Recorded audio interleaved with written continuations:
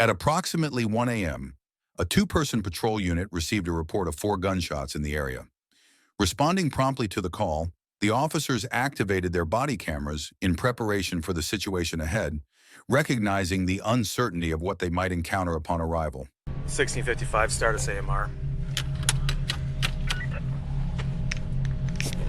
What you got, Mike?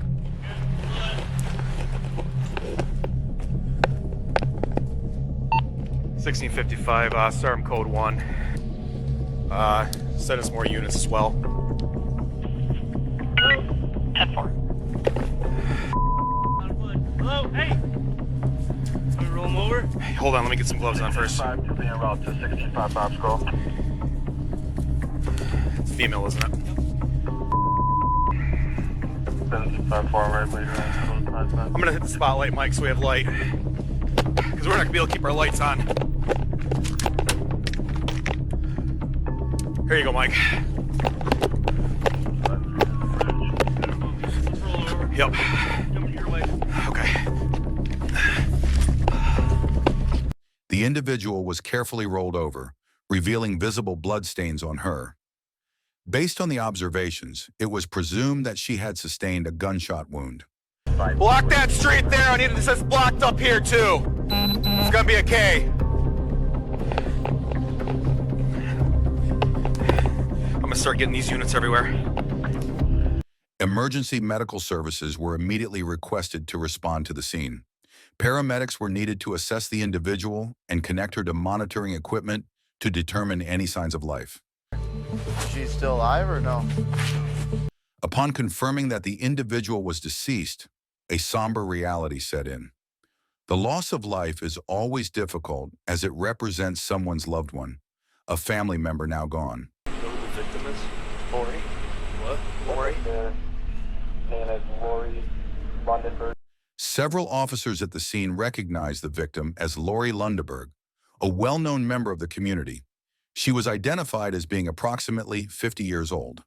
The news of Lori Lundberg's passing was deeply saddening and difficult to comprehend.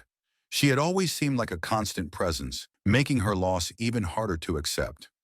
The unanswered questions surrounding her death only added to the grief, leaving many wondering why it happened and who was responsible. Alright. So take this tape, tie it around that tree that's right there, string it around to this pole, go around this pole once, and then string it around to that pole over there so that people can't walk through.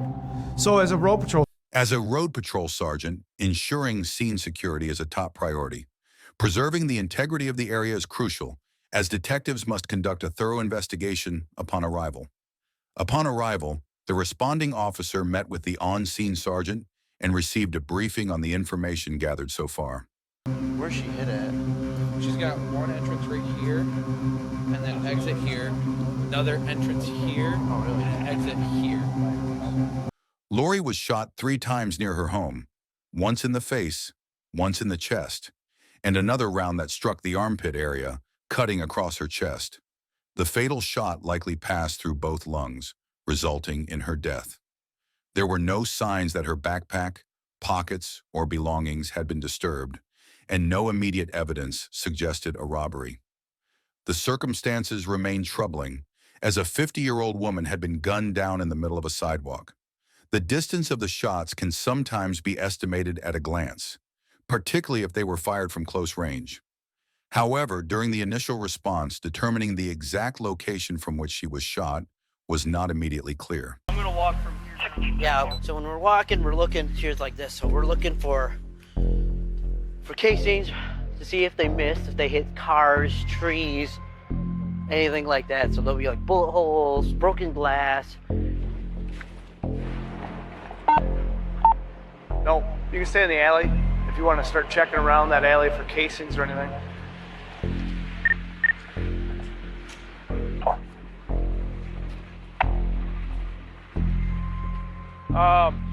See canines here, but yeah, we got nothing. It's that dead lady, so. There was little physical evidence at the scene, as no shell casings were found. This suggested that the weapon used was likely a revolver or that the shooter had intentionally collected the casings. Based on prior experience in the city, The absence of casings often indicated that shots were fired from inside a vehicle, a nearby building, or with a revolver, which does not eject casings. Kind of old, but there's foot tracks going this way. I don't know how long that girl's been laying there. I mean, these have to be fresh, right? The slush hasn't gone back into the print. That's what I would think too.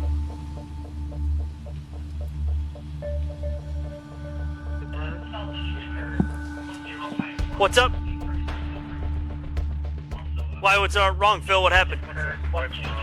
There's a bunch of rifle rounds? They're live?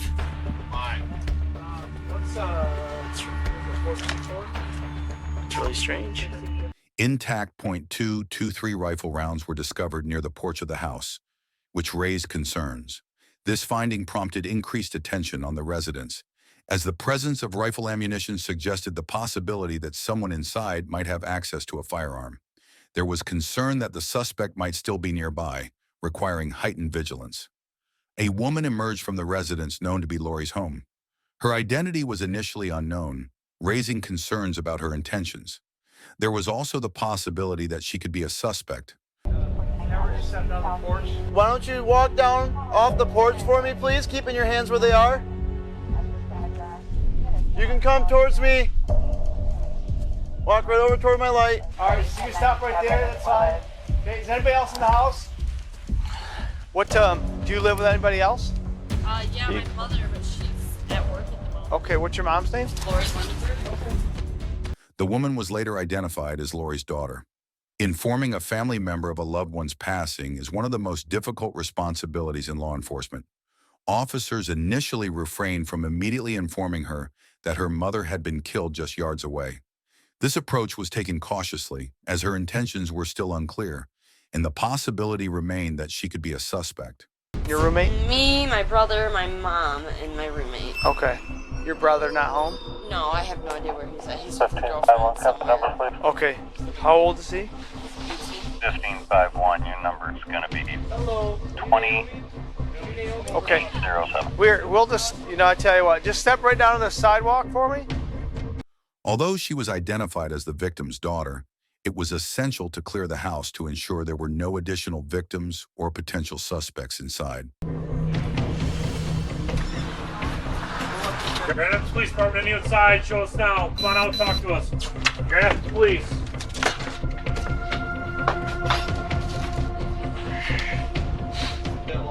Ground.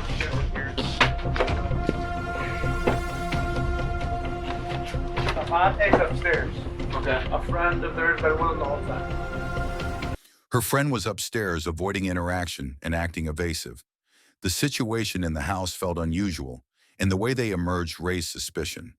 It created a sense of unease, prompting concerns about whether the individual could be involved in the shooting. I know they already checked.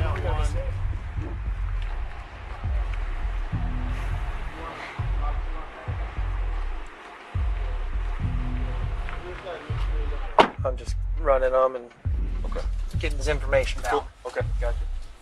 You on probation or parole or anything? Nah. When was the last time you were arrested? I've been in these seats a few times. Not very comfortable, are they? Yeah, not. So who are you visiting here? The Wrigley's Naomi and Phoebe. How long you been here tonight? Since 10:09. 10:09? How do you know it was 10:09? You got here? Oh, because I was on my phone today.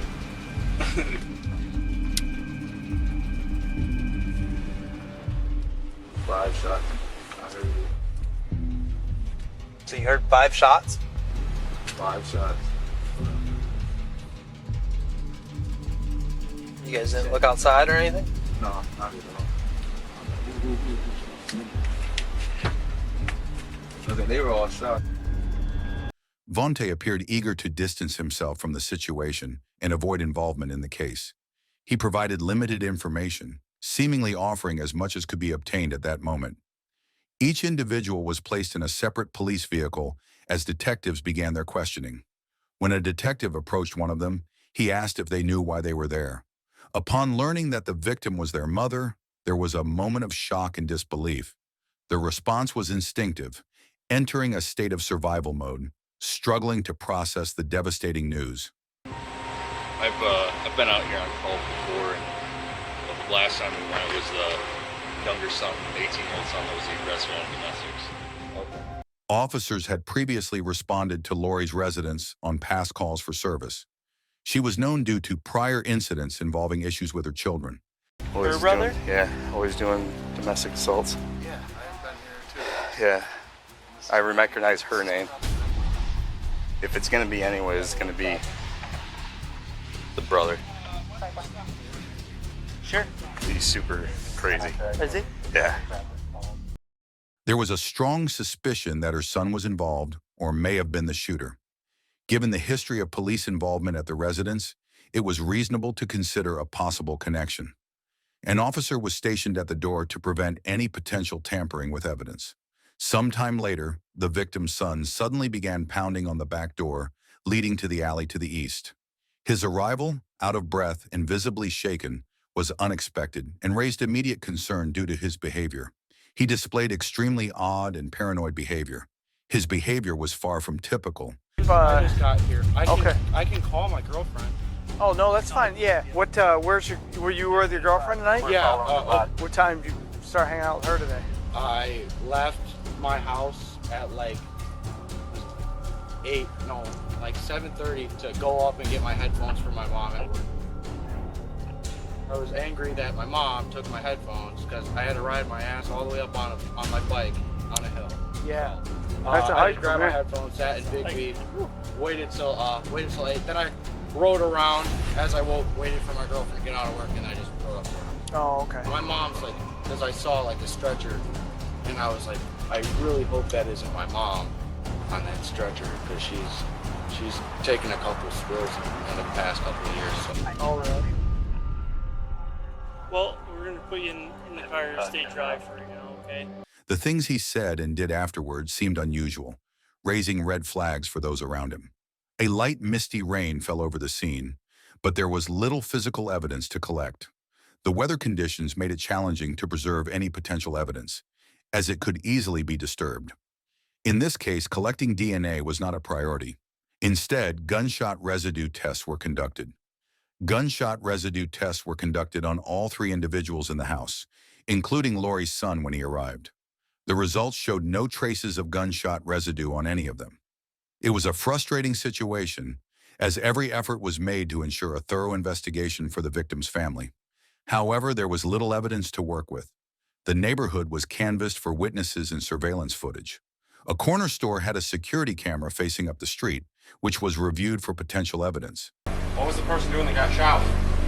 I have no idea. They just found him on the sidewalk. I think it's Lori.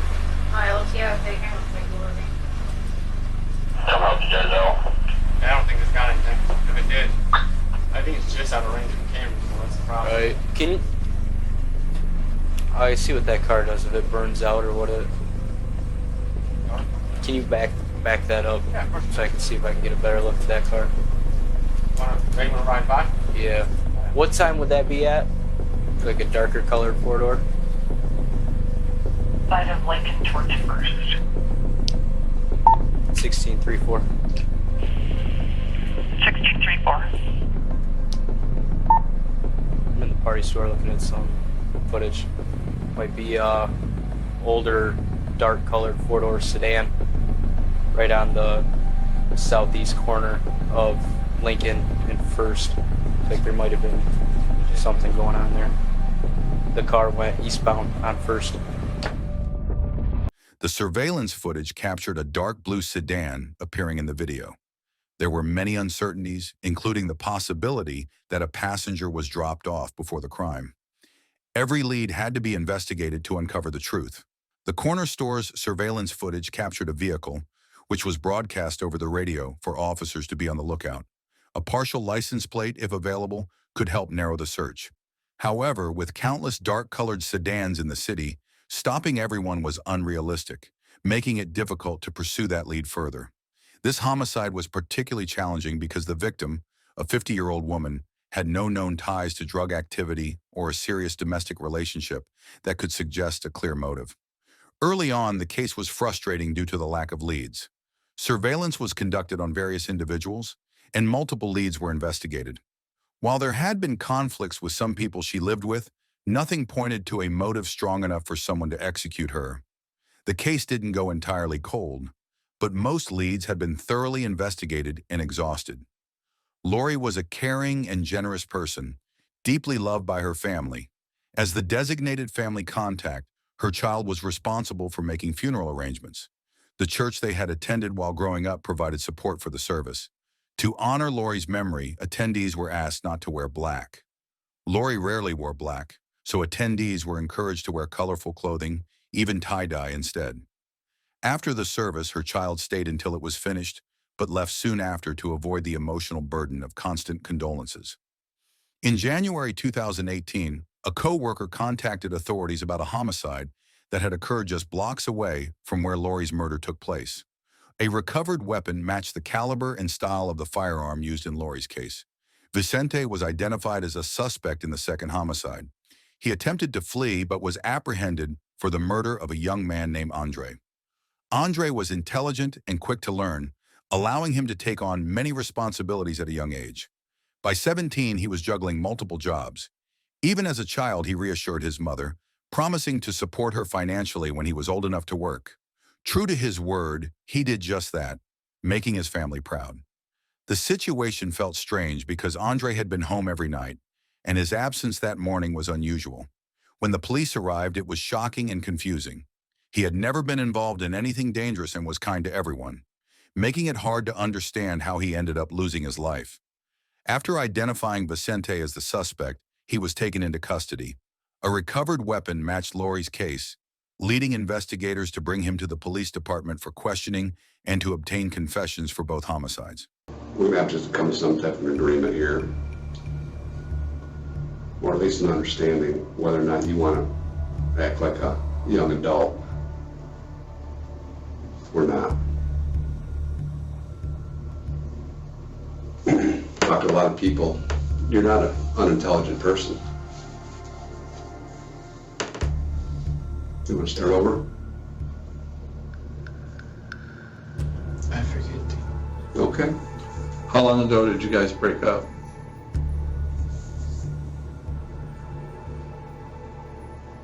Oh. You and your girlfriend? I don't even remember that. And I want to hear a story that I can take with me to the prosecutor's office where I can tell them, Vicente up, but he's not a monster. Because what it looks like right now for you is not good at all. I think You have a side of your story, and this is your opportunity to tell that side of the story. The primary goal was to obtain confessions for both murders, but the focus initially was on Andre's case. Once the suspects started talking, the conversation was guided naturally, allowing one admission to lead to another until he became more comfortable discussing both crimes. And we had like a little disagreement, argument, however, and after that, I honestly I can't really remember. she cheating on you? Or did you think she was cheating on you? It wasn't a thing. You knew it? Had you seen her with him before last night? So you're pretty sure he was moving in on your girlfriend? I saw it and I just...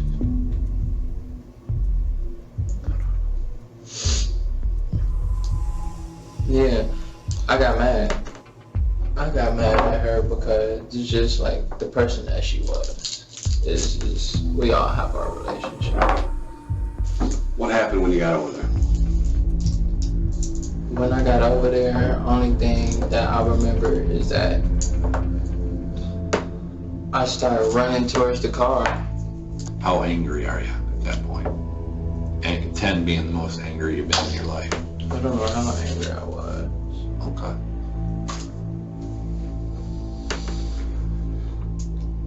I remember running up to her, and I scared her, and I wasn't trying to scare her.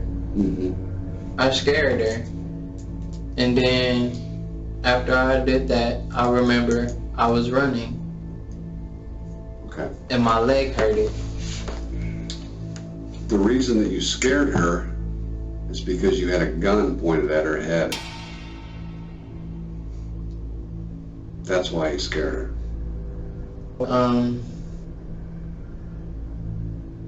I pointed it at her. What happened then? I was just so mad. Were you more mad at her, mad at that guy? Who were you mad at the most, would you say?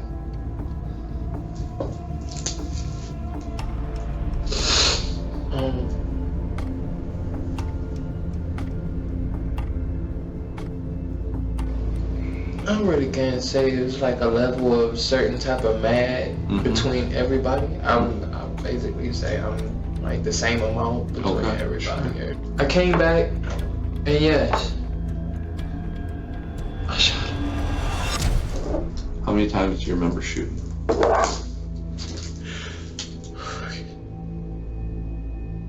I shot him. We never know. That evening, Vicente walked to his ex-girlfriend's house and saw her in a vehicle with a few female friends and a male friend named Andre. Although they had broken up, he became upset upon seeing her with another man. During the interview, suspects sometimes visibly relax as the weight of their actions sets in. In a fit of anger and rage that evening, Vicente ultimately shot and killed Andre. After Vicente confessed to Andre's murder, confidence grew that he was also responsible for Lori's case. This increased the likelihood of getting him to discuss any additional crimes. Here's the weird thing about me talking to you today. I was already looking to talk to you. What do you mean? I had some other stuff going on, the prosecutor, on another case I was working on.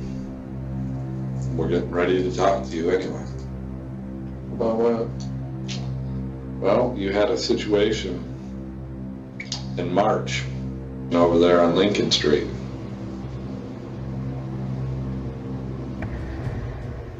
You know what I'm talking about? Are y'all trying to put that on me? I'm not trying to put anything on you, bud. I know this. The same gun killed her that killed him. During interviews, suspects often hit points where they start to shut down. Investigators were confident Vicente had killed Lori, especially with the recovered weapon matching her case. I know a lot about Lori Lundberg. It's just like the other case. I'm not surprised that that might be the same situation that happened the night that she got shot. You know what I mean? The focus was on reinforcing that he couldn't simply talk his way out of the situation. He was reminded that lying would only damage his credibility further. If he showed no remorse and continued to deceive, it would only reinforce the perception that he was untrustworthy. We have the gun. The state lab can tell exactly which gun did what. Every bullet from every gun makes a microscopic thing. It's very good science. Okay? I just saw her walking down the street. It was a lot going through my mind. She yelled at me. And I was at the point where it was just like, I'm already going through a lot. Months before the homicide, one of Vicente's friends had been a tenant in Lori's house.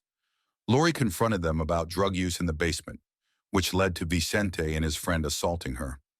Months later, Lori saw Vicente near her home and confronted him, yelling at him about their previous encounter. I don't know what it was that she threw at me, but she got mad, she started cussing me out, and I had that gun on me. And she came yelling at me, I was already at an emotionally stage because that's when I found out that she did cheat on me. Your girlfriend? Yeah. Okay. And I was basically at the point where it's just like, I don't want to live no more. Because that's how I get. I don't want to live no more. I just want to basically do whatever. And when she came with that, I snapped. Yeah, I did. When Lori confronted Vicente, he allegedly pulled out a handgun and shot her, resulting in her death. Vicente was charged with open murder in both cases and was ultimately convicted of first-degree murder in Andre's homicide, resulting in a life sentence in Michigan. In Lori's case, he was convicted of second-degree murder and firearm charges, receiving a minimum 35-year prison sentence. While both families suffered losses, there was a sense of justice and closure for the victims' loved ones. After months of investigation without resolution, securing justice brought a sense of relief and satisfaction for the victims' families and those who knew them. Lori's daughter shared that their relationship had been difficult for years, but was finally improving before her mother's death. She struggled with the loss, unsure if she would ever find true closure. She wished for one last hug and guidance on coping with the pain of losing her mother. Andre's mother expressed deep sorrow over the loss of her son, reminiscing about his conversations, smile, laughter, and energy. She recalled a heartbreaking moment while shopping for his funeral, overcome with grief. As she sat on the store floor in tears, the realization struck that it would be the last time she would ever buy something for him. She felt no true comfort in Vicente's sentencing, as 3 lives were lost. After the trial, Phoenix, Lori's daughter, asked to stay in touch. Having both lost a loved one, they found comfort in supporting each other through their grief. Phoenix deeply admired Andre's mother for her strength and attitude. She felt it was important to maintain their connection, recognizing the value of their shared experience and support. If you found this story compelling, don't forget to like, comment, and subscribe for more true crime content. Let us know your thoughts in the comments below.